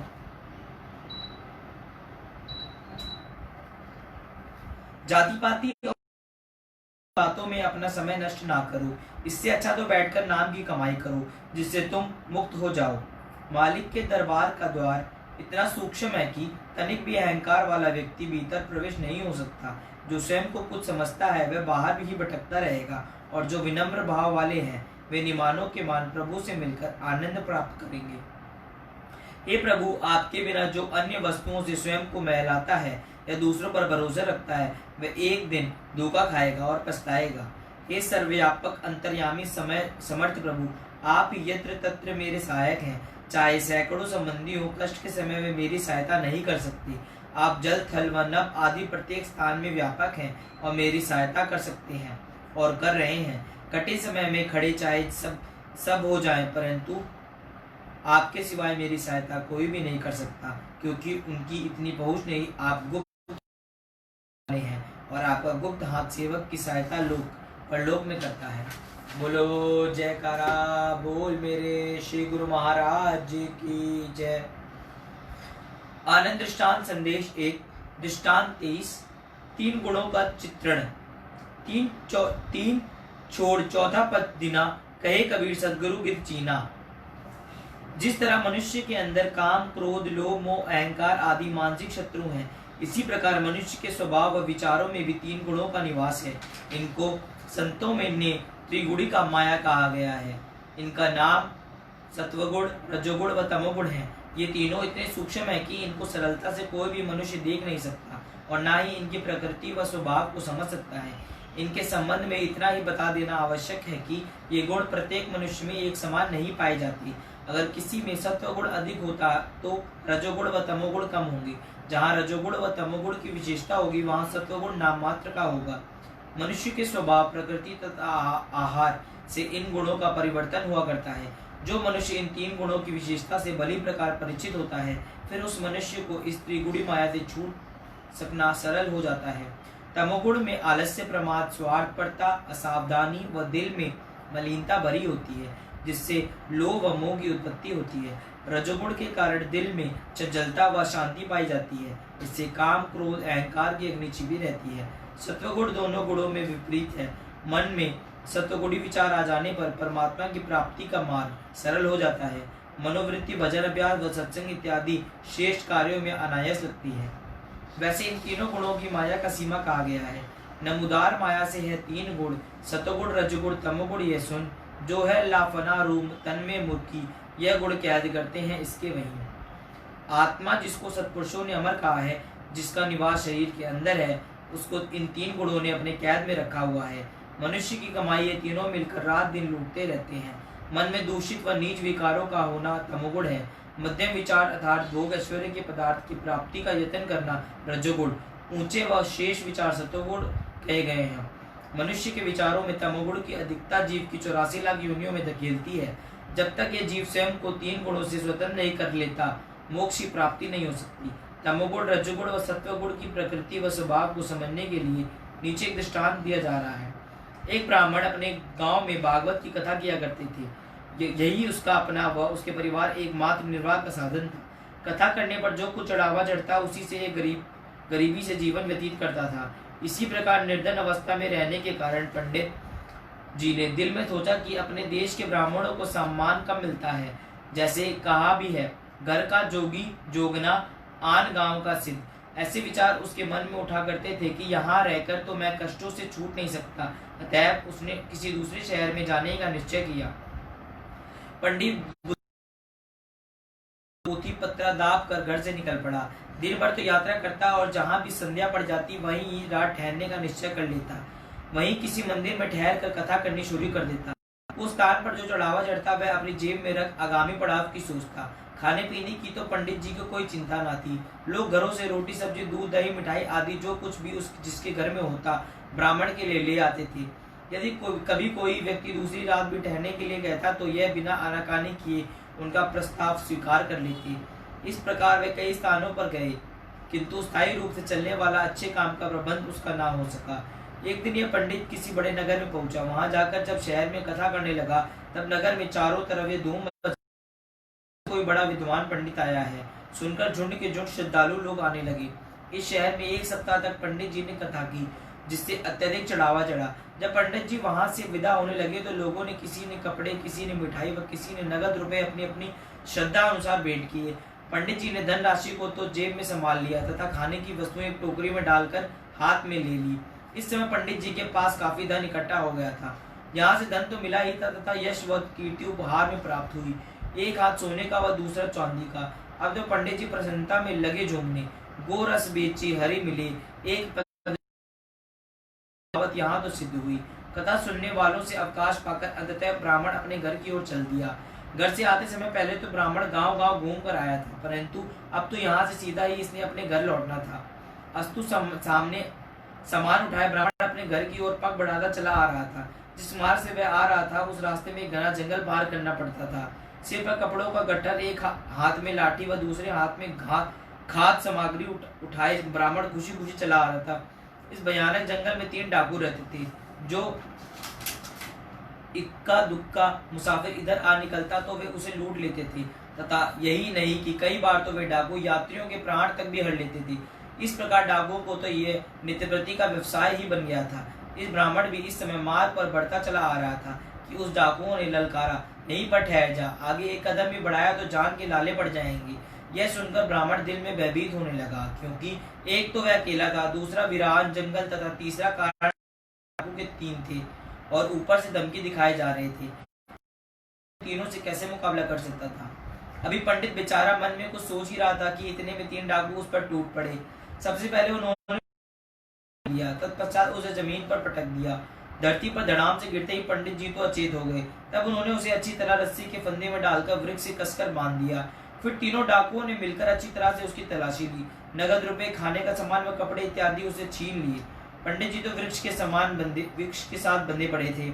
सब कुछ बाद भी उसके पोथी पत्रों को उलट पलट कर देखने में डाकू लगे हुए थे। एक डाकू ने कहा, आहा, आज तो बहुत मार हाथ लगा। प्रातः किसी अच्छे को मुंह देखकर उठे थे। डाकू पंडित को वहीं पर बंधा छोड़कर सब सामान घर पर रखने के लिए आए। सामान सुरक्षित स्थान पर रखकर पुनः पंडित जी के पास पहुंच गए। डाकुओं के दिल में यह भय लगा हुआ था कि कहीं ऐसा ना हो कि इस घटना का किसी को पता चल जाए और हम सब पकड़े जाएं। पंडित बेचारा दिल में अत्यंत दुखी और परेशान हो रहा था कि घर से भी निकला और विदेश भी आकर भी लाभ प्राप्त न कर सका। दोनों दीन से गए पाड़े हलवा मिला न माड़े। मेरी तो ऐसी ही दुर्दशा हो गई है। हाथ पांव वृक्ष से बंधे हुए हैं, जिससे हिलना जुलना भी कठिन हो गया है। डाकू ने आते ही उसे धमकाना शुरू कर दिया। डाकू सरदार ने तो तलवार म्यान में बाहर निकाली और कहने लगा, इसको यही मारकर ढेर कर दो ताकि घटना को किसी को ज्ञात ना हो सके। इस पर दूसरा डाकू कहने लगा, इसे इसी वृक्ष से ही बांध रहने दो, भूख प्यास से छटपटा कर स्वयं मर जाएगा। पहला सरदार डाकू दिल के अति कठोर व वज्र, दूसरे डाकू का दिल कुछ कमोल था। पहला डाकू तो प्रत्येक दिशा में ब्राह्मण को मारने पर ही उतला हुआ था, जिससे वह पंडित दिल ही दिल में कांपा जा रहा था। प्राण विपदा में पड़ जाने के कारण वह मन ही मन देवी देवताओं को मानने लगा तथा यदि मैं इस बार डाकुओं के पंजे में छूट जाऊं तो आयु पर्यंत घर से बाहर निकलना का नाम न लूंगा। पुनः डाकू परस्पर परामर्श करने लगे। तब उनमें से पहला डाकू तो वध करने को ही अच्छा समझता था, दूसरा डाकू उसको वृक्ष से बंधा हुआ ही छोड़ना चाहता था। इस पर सरदार डाकू कहने लगा, यदि कोई अन्य आकार इसे छुड़ा लेगा तो तब हम ये हमारा भांडा ही फोड़ देगा, जिससे फिर हमारे विषय में पूछताछ होने लगेगी और सरकारी कर्मचारी हमारी खोज में निकल पड़ेंगे। इस प्रकार हम सबको लेने के देने पड़ जाएंगे। डाकुओं की बातें सुनकर पंडित ने डरते डरते कहा, भाइयों, और जो तुम्हारा मन में जो जाए सो, परंतु मुझे जान से ना मारो। अपने प्राण सबको प्रिय होते हैं। मैं तो एक गरीब ब्राह्मण हूँ। वैसे शास्त्र नीति के अनुसार भी गाय और ब्राह्मण को कोई नहीं मारता, क्योंकि इन्हें मारने से बड़ा पाप होता है। अतएव तुम मुझे छोड़ दो, मैं यहाँ से सीधा अपने घर चला जाऊंगा तथा लूटे जाने का ये वृत्तांत किसी को नहीं बताऊंगा। प्रथम डाकू ने कहा, परंतु यहाँ पर तेरी बात सुनता ही कौन है? दूसरा, तेरी बात पर विश्वास कौन कर रहा है? क्योंकि एक आदमी, दूसरा ब्राह्मण। संसार में मनुष्य प्रत्येक पर विश्वास, शिक्षित जनों पर तो भूलकर भी विश्वास नहीं करना चाहिए, क्योंकि ये पढ़े लिखे तो बुरी भला होते हैं। न्यायालय में ऐसे ऐसे पेचीदा प्रश्न करते हैं कि अपराधी को खाया पिया हुआ समझ जहर बाहर उगल, भाई ना, हम तो तुझे मारे बिना ना छोड़ेंगे। ये बातें सुनकर बेचारा पंडित जी का तो खून सूखता जा रहा था। तीसरा डाकू जो अब तक चुप खड़ा था, देख बस सुन रहा था, समय पाकर कहने लगा, पहले तो ये जाति का ब्राह्मण है, अतः ब्राह्मण को मारने से ब्रह्मा हत्या लगती है। दूसरा, जब वह स्वयं ही इस बात को प्रतिज्ञा कर रहा है कि लूटे जाने की घटना नहीं बताएगा, इसलिए मेरा विचार तो यह है कि हम इसकी हत्या करके पाप का भागी क्यों बने? धन संपत्ति तो वैसे ही हमारे हाथ में आ गई है, हम इसको मारने से क्या लाभ? जब दो डाकुओं ने ब्राह्मण को न मारने की सम्मति दी तो उनकी ये बात सुनकर बहुमत के अनुसार चुप रहना पड़ा। यद्यपि वह वध करना ही उचित समझता, तो अंत में वे ब्राह्मण की वही वीरान जंगल में बधा हुआ छोड़कर अपने निवास स्थान पर लौट आए। सायंकाल हुआ। ब्राह्मण वृक्ष के बाद साथ बंधा हुआ इधर उधर देख रहा था कि कोई भूला भटका आदमी आ जाए और मुझे इस बंधन से स्वतंत्र करा देवे, परंतु कोई भी व्यक्ति इस मार्ग से ना निकला, क्योंकि वह तो वन निर्जनता के लिए विख्यात था। इस जंगल को डाकुओं ने अपना केंद्र स्थान था, जिस कारण लोग भयभीत थे। कभी कोई भाग्य का भारी यात्री ही इस वन में आ निकलता, जिसको कि डाकुओं द्वारा लूट जाने का बोध ना होता था, अथवा कोई अपने ही दुर्भाग्यवश खींचा चला आए तो वही तीसरा डाकू, जिसके दिल में ब्राह्मण के प्रति दया भाव उमड़ा था, ब्राह्मण के निकट आया। पहले तो उसे देखकर ब्राह्मण सिर से पांव तक कांप उठा कि अब तो मेरी मृत्यु होने में कोई संदेह नहीं। ब्राह्मण देवता, डरो नहीं, मैं तुम्हारा वध करने नहीं, अपितु इस बंधन से मुक्त कराकर तुम्हें तुम्हारे घर तक पहुंचाने आया हूँ। अतः अब तुम दिल में मृत्यु का भय निकाल दो। मेरे साथियों का यदि वश चलता तो तुम्हें अवश्य मौत का घाट उतार देते, किंतु मेरा स्वभाव उनसे भिन्न है। ये कहते हुए उस डाकुओं ने उसके हाथ पांव खोल दिए तथा साथ ही कुछ खाने पीने का भोज्य पदार्थ भी ब्राह्मण को दिया। चलते चलते पंडित जी को उसके गांव को निकट पहुंचा दिया। पहुंचा दिया। इतने में सूर्य की लालिमा ने दशों दिशाओं का आलोक से भर दिया। दिन चढ़ता देखकर डाकू विदा होने लगा। तब ब्राह्मण कहने लगा, भाई आपने मेरे प्राणों की रक्षा की है, अतः मेरे घर पर चलो। वैसे मैं आपके इस उपकार का बदला चुका तो नहीं सकता, परंतु आपका आतिथ्य करना चाहता हूँ। उसकी बात सुन डाकू मुस्कुराता हुआ ब्राह्मण से कहने लगा, ना भाई, मैं तुम्हारे ऐसे उपकार से बाज आया, क्योंकि अभी मुझे तुम्हारे पर इतना विश्वास नहीं हुआ। वैसे भी डाकू लोग पढ़े लिखे लोगों को विश्वास नहीं करते, इसी कारण मुझे तुम पर विश्वास नहीं हो रहा। यह कम है कि जो मैंने तुम्हारे घर तक पहुंचा दिया है। अब किसी प्रकार का तुम्हें भय नहीं करना चाहिए। जाओ में अपने घर चले जाओ तथा मैं अपनी राह लेता हूँ। यह कहकर डाकू उल्टे पांव ऐसा दौड़ा कि फिर उसे कभी किसी ने नहीं देखा। दुखों को मारा ब्राह्मण अपने घर आ गया। जैसे अपने जीवन में पहले कंगाल था, वैसे ही अब भी कंगाल का कंगाल बना रहा। भावार्थ, प्राणों से मारने का विचार वाला डाकू, मन का मूढ़ावस्था का कठोरता तमोगुण। दूसरा, रस्सी से बांधने वाला डाकू, मन की चंचलता रजोगुण। बंधन से छुड़वाकर जंगल से बाहर घर तक पहुंचाने वाला डाकू, मन की निर्मलता सत्वगुण। अब इन तीनों गुणों की विशद व्याख्या सुनिए। पहले शुभ कर्म करके तमोगुण की मूढ़ावस्था को बदलो, फिर उपासना तप साधना करके रजोगुण की चंचलता को वश में करो। उसके पश्चात मन में जो ज्ञान का भाव है, ये सत्वगुण है। इसके उदित होने पर ज्ञान की उपलब्धि होगी। ज्ञान की प्राप्ति होने पर परमार्थ पद पर सुगमता से चला जा सकता है तथा सुख शांति से निज घर पहुंचा जा सकता है। इस त्रिगुणी माया के आत्मा पर 3 पर्दे पड़े हुए हैं। एक एक करके इन तीनों पर्दों के अवस्था को सत्वगुण, स्वप्न अवस्था को रजोगुण, सुषुप्ति अवस्था को तमोगुण कहते हैं। चौथा पद निर्माण पद अथवा तूर्य दशा इनसे ऊपर है। इस त्रिगुणी माया की सीमा में से निकलने के बाद ही चौथे पद की प्राप्ति होती है। इन तीनों गुणों को भोजन के साथ गहरा संबंध है। आहार पर संयम न होने से रजोगुण व तमोगुण बढ़ते हैं। इनका वर्णन भगवान श्री कृष्ण जी ने गीता के 17वें अध्याय का इस प्रकार किया है। इस से गाना जोहद ओ इमाल सकावत और गीजा, अब बयां करता हूँ जिनको शौक है जिस किस्म का।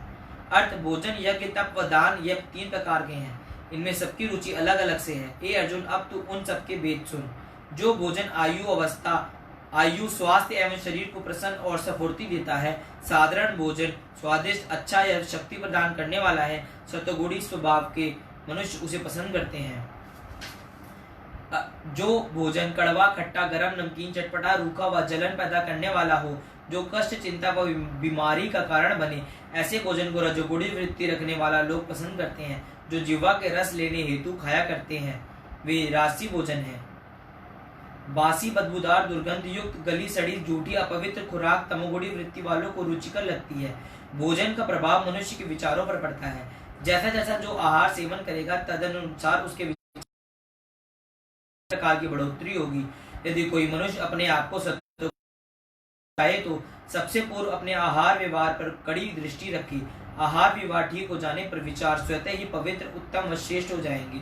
यही सत्वगुणी की पहचान है। इन तीनों गुणों से ऊपर चौथा पद है, जो मानव सद्गुरु द्वारा बताए गए भजन अभ्यास की साधना करके एवं अपने आहार व्यवहार पर संयम पूर्वक सत्व रज तम की सीमा को पार कर जाता है, तब ऐसे साधक को ईश्वर को निरूपण साक्षात्कार हो सकता है। ऐसे मनुष्य को चौथे पद की प्राप्ति होती है। वह जिज्ञासु शरीर के राक्षस ही मात्र आहार किया करते हैं। स्त्री हो अथवा पुरुष, जब वो निष्काम होकर अपने नियमित कर्म भगवान की आराधना करता है, वह सत्वगुणी पुरुष है। सत्वगुण वाला मनुष्य का चित्त प्रसन्न व इंद्र शांत रहती हैं। दिल में किसी प्रकार का भय नहीं होता और मन में किसी प्रकार के प्रति ईर्ष्या द्वेष उत्पन्न नहीं होता। यह सत्वगुण का चिन्ह है। भगवान की प्राप्ति सत्वगुण की प्राप्ति वाले मनुष्य को सुगम होती है। इस मार्ग में सद्गुरु की छत्र छाया कर्म उपासना द्वारा तीनों गुण में छुटकारा पाने की जो व्याख्या ऊपर दी गई है, ये समय के संत सत्पुरुषों की शरण ग्रहण कर सूरज शब्द योग का अभ्यास करके राजयोग करते हुए त्रिगुणी माया से सुगमता पूर्वक छूटा जा सकता है। बोलो जयकारा बोल मेरे श्री गुरु महाराज की जय।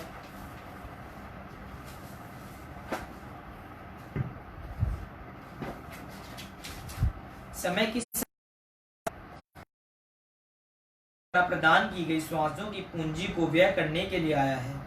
अवधि समाप्त हो जाने के पश्चात प्रत्येक वाणी को यहाँ से जाना है, यह उसका वास्तविक ठिकाना नहीं। इसलिए बुद्धिमान वही है जो समय रहते हुए समय का पूरा लाभ उठाकर अपनी आगे की यात्रा का सामान तैयार कर ले, ताकि परलोक की यात्रा आनंद पूर्वक तय हो सके। एक राज्य का यह नियम था कि वह अपने नागरिकों से किसी एक राजा को चुनते थे। राज्य करने का अधिकार 5 वर्ष की अवधि समाप्त हो जाने के उपरांत उसे नाव में बिठाकर दरिया पार एक बियावान जंगल में छोड़ दिया जाता, जहां प्राय वह जंगली जानवरों का शिकार बन मृत्यु को प्राप्त कर जाता। लेकिन राजमत प्रीतियों को बुलाकर प्रत्येक राजा को गद्दी पर बैठते ही उसे ऐशो आराम में डाल देता। क्रम चलता रहा। एक बार एक सदगुरु के सेवक की राजा बनने की बारी आ गई। सदगुरु की कृपा से उसे ये बड़े पद थोड़े समय के लिए मिलता है और अवधि समाप्त हो जाने पर उसे जंगल में भेज दिया जाता है। उसने विचार किया कि 5 वर्ष पश्चात जहाँ मुझे जाना है, मैं अभी समय रहते क्यों ना उसे जंगल को कुछ सुधार करवा दूं, ताकि मेरा आगामी जीवन सुखरूप बन सके। राजगद्दी पर आसीन होते ही उसने अपने कुछ एक कर्मचारियों को जंगल में भेजकर उसे साफ करने का आदेश दिया। कुछ ही समय के परिश्रम के पश्चात वह जंगल पूर्णतः साफ हो गया। अब राजा ने उस जगह को रामणीक बनाने के लिए वहां बाग बगीचे बनवा दिए। कुछ समय के अंतरकाल के पश्चात वहां भवन, विद्यालय, धर्मशाला इत्यादि बनवा दी। औषधालय एवं पूजा पाठ के लिए मंदिर का निर्माण करवा दिया। जल की पूर्ति हेतु कुआं खुद आदि। इस प्रकार उसने अपने 5 वर्ष के राज्यकाल में अपने अथक परिश्रम एवं सूझबूझ द्वारा ऐसे उस बियावन जंगल को एक खूबसूरत राज्य में परिवर्तित कर दिया। अवधि समाप्त होने से कुछ समय पूर्व उसने कुछ एक नागरिकों को भी नए राज्य में स्थानांतरित कर दिया। नियम अनुसार 5 वर्ष पश्चात जब उसे दरिया के पार भेजा गया तो वहां पर उसे जंगल की बजाय बसा बसाया मंगलमयी नगर मिल गया। प्रजा ने सहर्ष अपने राजा का अभिनंदन किया। उसने अपनी दूरदृष्टि से न केवल अपनी जान बचाई बल्कि जीवन पर्यंत राज्य का अनंत सुख भोग कर गया। तात्पर्य यह है कि जो समय रहते हुए समय का सदुपयोग करे, उसे सार्थक बना ले, वही जीवन अपने जीवन को सकारत कर सकता है। बोलो जयकारा बोल मेरे श्री गुरु महाराज जी की। आज हम अपना दैनिक सत्संग आपके सामने यहीं पर खत्म करते हैं। सत श्री अकाल, राम राम, जय सच्चिदानंद।